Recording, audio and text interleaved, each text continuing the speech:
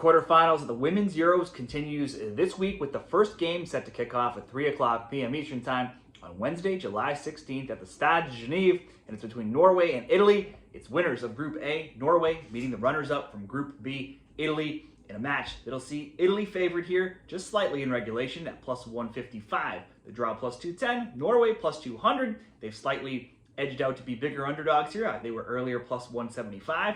Now, if we look at the odds to simply advance by any means, if this is drawn at the end of regulation, Norway even money plus 100 and Italy minus 134. We'll break down the form of these teams in the tournament, look at some good player props, make a best bet. Be sure to share what you're liking in the comments and give the video a like and subscribe to the channel for more Women's Euros picks the rest of the way.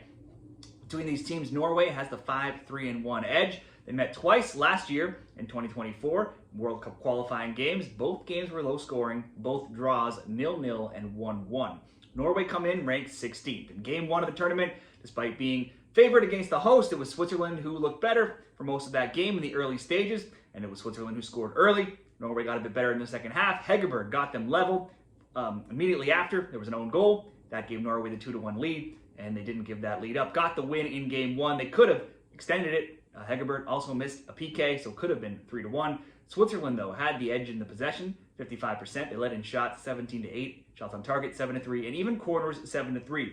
So despite the win, they were, relatively speaking, overall outplayed. It was somewhat similar in game two, where Finland looked better for large portions of that game. Finland had the possession edge, 59%, led in shots 15-9, 6-3 in shots on target. Norway opened the scoring, only because of a Finland own goal just 3 minutes into that game. Finland tied it, though, half an hour in, and it almost ended 1-1 until a very late goal in the 84th from Caroline Graham-Hansen broke the tie, 2-1 Norway once again. Game three meant little to either team when Norway met Iceland.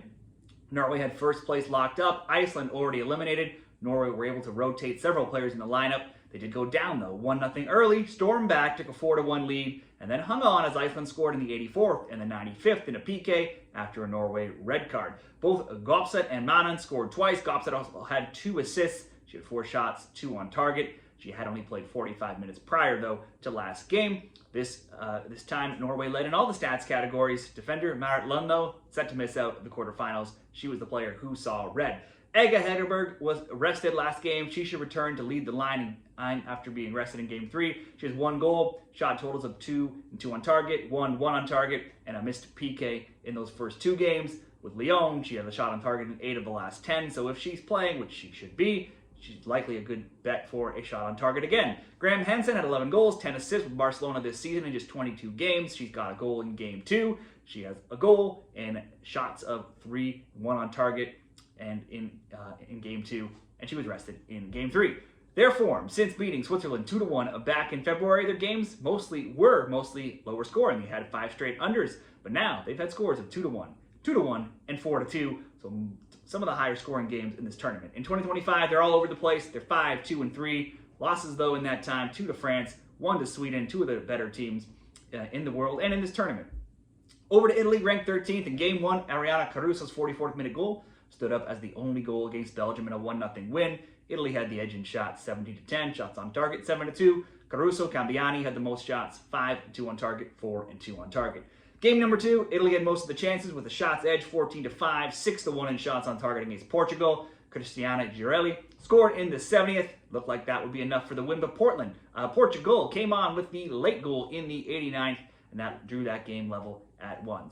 Girelli had a huge game. She had 5 shots, 4 on target, and 1 goal. Knowing they would likely go through without suffering a huge loss and other results going against them, it was always going to be tough against Spain in match day 3. Italy, though, did put up a fight. They scored first in that game, too, just 10 minutes in. Fell behind 2-1, though, in the 49th minute, and it stayed that way until the final moments, with Spain scoring in the 91st to get a 3-1 win, but all things considered, a decent showing by Italy. They had, though, just 25% possession, and they were outshot 20-13 and 8-2, much like most teams do against Spain, not holding an edge in many shots categories. Their form seen most of their games go over 2.5, with that being 6-4 in their last 10. Italy got their first win in a major competition after 7 games, and that came in match day 1 against Belgium. In 2025, Italy is now 5-2-2.